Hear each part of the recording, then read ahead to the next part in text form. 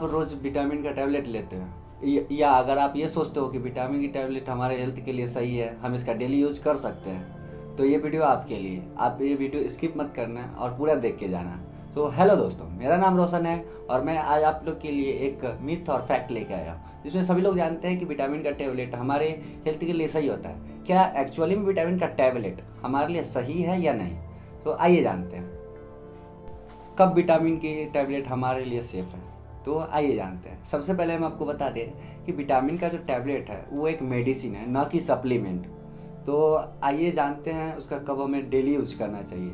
जब हमें doctor prescribe करे तो हम जब तक वो पर्टिकुलर टाइम तक वो प्रिस्क्राइब करे तब तक लें, या फिर आपको किसी विटामिन की डिफिशियंसी हो, जैसे कि विटामिन B12 या फिर आयरन या फिर कोई ऐसी विटामिन की कमी हो, तो आप उस टाइम ले सकते हो। हाँ, प्रेगनेंसी के टाइम, इस टाइम भी आप विटामिन का ले सकते हो, या फिर आप लॉन्ग टर्म से बीमार हो तो उस टाइम भी आप विटामिन ले सकते हो। डेली विटामिन कब डेंजरस हो सकता है? तो आइए जानते हैं। प्रॉब्लम तब स्टार्ट होती है जब लोग डेली बिना प्रिस्क्रिप्शन के या बिना डॉक्टर के कंसल्टेट के मल्टीविटामिन की या फिर विटामिन की कोई भी टैबलेट लेना स्टार्ट कर देते हैं। तो इसका बहुत सारे हार्मफुल इफेक्ट हैं, जैसे कि आपकी लीवर, किडनी, ये सारे इफेक्ट होते हैं उस टाइम पे।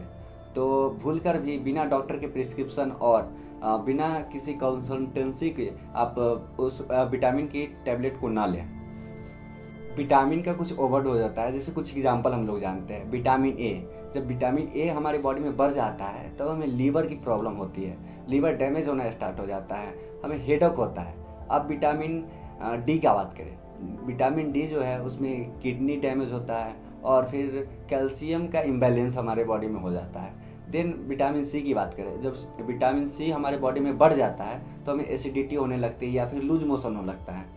तो विटामिन तो सभी लोग जानते हैं हेल्थ के लिए सही है, बट विटामिन की टैबलेट जो है वो डेली यूज़ के लिए तो सही नहीं है। चलिए, तो हम लोग जानते हैं वाटर सॉल्युबल और फैट सॉल्युबल विटामिन के बारे में। तो वाटर सॉल्युबल विटामिन जैसे कि vitamin B complex, vitamin C, ये हमारे बॉडी से इजीली यूरिन के थ्रू तो निकल जाते हैं, लेकिन विटामिन ए, डी, ई, के जो कि फैट सॉल्युबल होते हैं, ये हमारे बॉडी में स्टोर हो जाते हैं।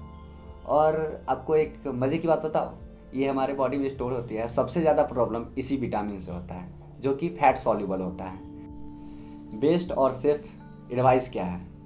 तो सबसे पहले आप हेल्दी डाइट पे ध्यान दें, जैसे कि आप फ्रूट्स वगैरह लें, हरी सब्जी खाएं, या फिर जितने भी डाइट्स जो मेंटेन होते हैं, काजू किशमिश, ये पर्टिकुलर जितनी भी चीज़ें, ये सब आप उससे मेंटेन कर सकते हो। फिश, एग, सबसे विटामिन मेंटेन हो जाती है। अगर ज़्यादा प्रॉब्लम आ रही है तो ब्लड टेस्ट करवाओ, या फिर ब्लड टेस्ट करवाने के बाद प्रॉब्लम आती है तो डॉक्टर से कंसल्टेंट करो और डॉक्टर जितना ही बोले वही विटामिन ले। अपनी मर्जी का कोई भी विटामिन ना ले। और हाँ, मल्टीविटामिन का तो डेली यूज तो नहीं करें, जो कि फ़ायदा है। एक पर्टिकुलर टाइम तक यूज करें और इसका हैबिट ना लगाएं।